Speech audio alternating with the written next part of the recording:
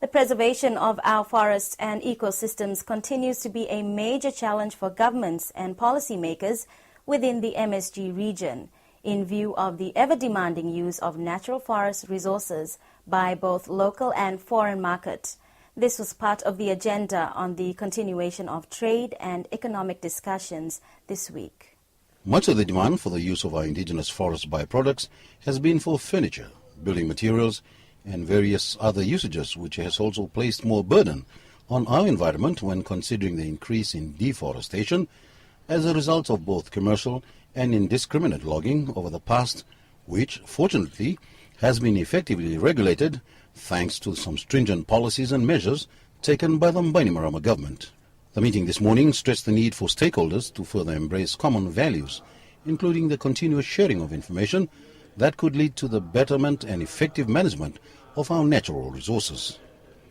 Fiji's Conservator of Forests, Mr. Inoke Weningolo, gave an overview of the progress carried out by the Fiji government and how we as Melanesian countries can better translate some positive outcomes in further developing and nurturing our resources. The most important the message that I want to drive at MSG representatives this morning, the sustainable management of our forest resources as well as the conservation.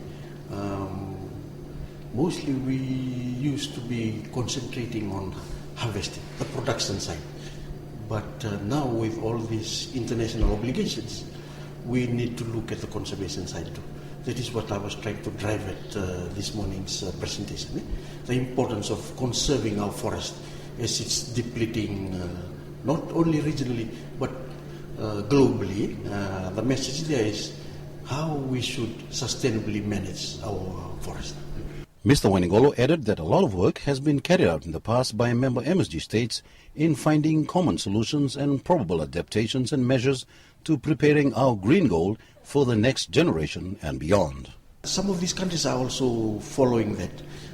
During our Heads of Forestry meeting, we have been sharing what Fiji is doing. And from what my colleagues mentioned, instead of 1 million, depending on the country they come from, they try to take an average figure which they believe they can achieve.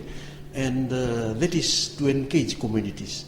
Rather than just forestry sector doing the planting, we want our communities to be involved, especially our children, to know the importance of planting.